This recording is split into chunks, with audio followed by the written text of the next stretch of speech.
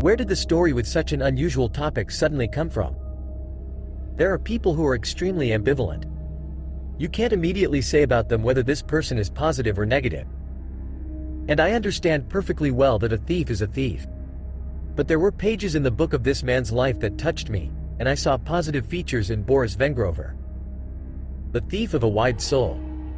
Prototype of Yuri Detochkin. Soviet thief with a pure soul. The most honest Soviet thief.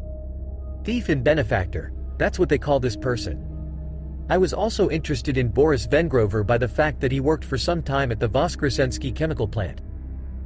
Almost my countryman. He helped the hockey team from Voskresensk financially, both the players and the coaches, and the boys from the children's teams. So, I begin the story of an extraordinary person with a bright artistic talent, a love of children, and a quirky, cunning criminal. A native of Irkutsk, Boris Ruvimovich Vengrover was born in 1918. Boris's father was shot for banditry in the mid-1920s. It's hard to say whether the father's genes or the guardianship of the criminal world made the teenager a criminal. Growing up, Vengrover moved from Irkutsk to Moscow and got married. Moscow criminals accepted him into their ranks. The wife's parents very soon realized what their son-in-law was doing, and demanded that their daughter break off all relations with Boris. The recently born daughter was left without a father, who lost the right to even occasionally meet with his daughter. Vengrover did not insist, knowing full well what his activities could turn out for the family. It was 1944.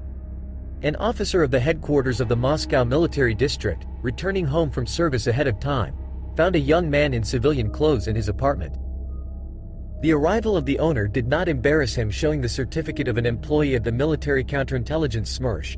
He explained that, at the direction of the management, he was conducting a secret search in the apartment, and ordered to hand over his personal weapons. And then he ordered to sit down at the table and, while waiting for the arrival of the task force, start writing explanations about contacts with colleagues suspected of espionage. Then he left. The colonel, wiping the sweat that had profusely appeared on his bald head, tried his best until he finally realized that as a result of the search he had lost all his savings. The best detectives were thrown in search of the insolent. In 1968, a wave of burglaries swept through Moscow.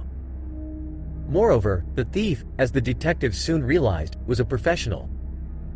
In a matter of minutes, he carefully opened locks of any complexity with the help of master keys, took mostly money and jewelry, although in some cases scarce transistor receivers and imported clothes became his prey. The uninvited guest did not hesitate to grab expensive alcohol as a trophy. Moreover, the thief did not climb anywhere. He chose apartments only for wealthy citizens.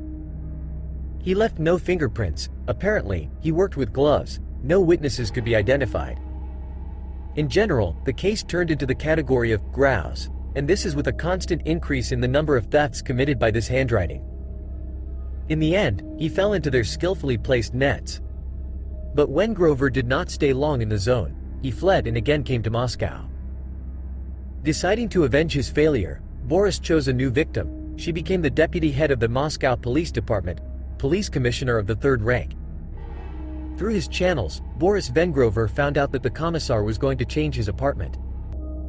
And on the day of the move, a truck drove up to the entrance, near which the suitcases were stacked. Several uniformed policemen jumped out of the truck, acting as loaders. They acted quickly, and the car left in 10 minutes. 10 minutes later, another truck drove into the yard, this time with real, not fake movers. In the end, Vengrover was captured again and, taking into account the escape, was sent to places not so remote for a decent time. As an accomplice, Jadwiga was also sentenced to 8 years. True, the recidivist did not sit for long. The amnesty of 1953 struck. After his release, Boris Vengrover, introducing himself as a nephew, got a job as a physical education teacher in a boarding school, organized a children's football team, and built a sports ground.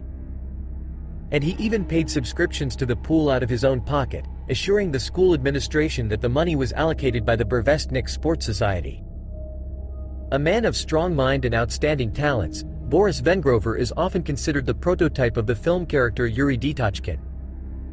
All his life, Vengrover has been stealing with art and true creativity. He was always disinterested in relation to children and generously helped them. Running one rich apartment after another, Wengrover spent money on orphans of the Ryazan boarding school, gave gifts to children he knew. The management of the boarding school was fascinated by the charming physical education teacher, the nephew of Dzerzhinsky himself, and they did not even check his documents.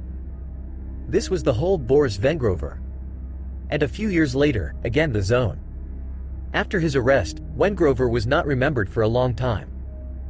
The detectives breathed a sigh of relief, but it turned out to be in vain. 1968, a 50-year-old man of pleasant appearance, cheerful and charming, arrives with his wife in the city of Voskresensk near Moscow. He gets a job at the Resurrection chemical plant as a laborer. In Moscow, at the same time, a series of burglaries began. Boris Ruvimovich Wengrover returned. Completely abandoning the gunners and accomplices in crime, Wengrover acts alone, so it is more reliable. Boris was put under surveillance. An experienced recidivist thief, feeling increased attention to himself, decides to check his guess. Once a senior surveillance team said the object left the house with a suitcase, sits on an electric train to Moscow. Did the thief go to a new business? Most likely, it is. Boris Wengrover entered the entrance of the house on Leninsky Prospect and left only half an hour later.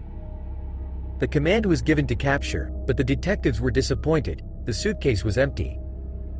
The detainee only smiled impudently. "Citizen boss, I quit a long time ago." Now that the operatives realized that they had been outplayed, there was no point in surveillance. In a year and a half, Wengrover committed 25 thefts in Moscow, and was caught on the 26th. Moreover, he committed thefts only in the apartments of wealthy citizens.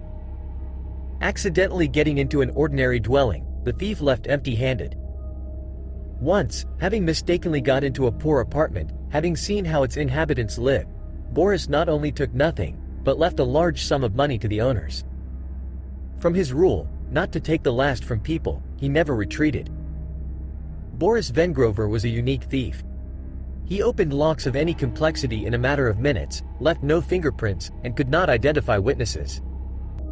The case of thefts has passed into the category of grouse, and this is with a constant increase in the number of thefts committed by this handwriting. It also turned out that the burglar has an outstanding artistic talent. It happened like this. Vladimir Nikolaevich Losev, the director of a large plant, and recently a pensioner of Republican significance, was away from home for only an hour to go to the grocery store. And when he was returning home with purchases, then in the entrance of his, as they would say today, an elite house, he ran into an elderly man dressed in a foreign raincoat. He, letting Losev through, stepped aside and even as a sign of greeting, politely lifted his velour hat.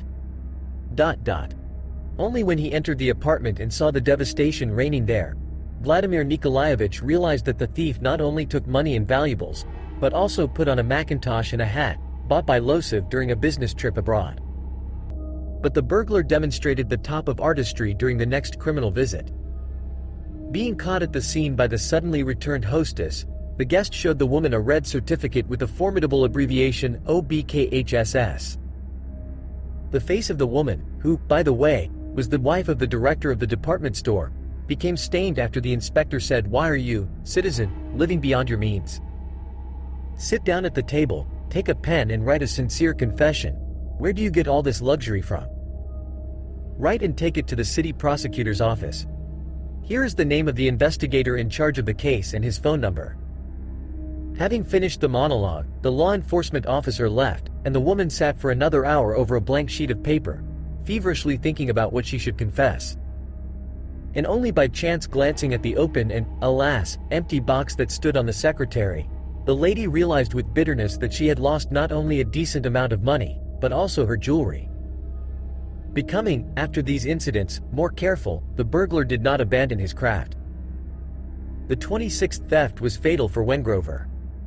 Surveillance was established for the recidivist, but the seasoned wolf, apparently feeling increased attention to himself, decided to check everything. Moreover, he played a cruel joke with the detectives. One day, the head of the outdoor surveillance team said the object left the house with a suitcase, sits on an electric train to Moscow. Did the thief go to a new business? Most likely, it is. Boris Wengrover entered the entrance of the house on Leninsky Prospect and left only half an hour later. The command was given to capture, but the detectives were disappointed. The suitcase was empty. The detainee only smiled impudently. "Citizen boss, I quit a long time ago." Now, when the operatives realized that they had been outplayed, there was no point in surveillance. However, the burglar, who became more cautious, did not give up his craft. He was caught only on the 26th theft of those committed in a year and a half. There was a trial and 10 years in a strict regime colony. Nothing more is known about Boris Ruvimovich Vengrover. By the age of 50, the recidivist had been convicted 9 times, receiving a total of 36 years in prison. Apparently, there, in the zone, the life of a hardened criminal ended. Boris competently planned outings, so it was not easy to find him. Rich life experience, acting charisma and natural charm helped the burglar. He got away with it even in the most seemingly disastrous circumstances.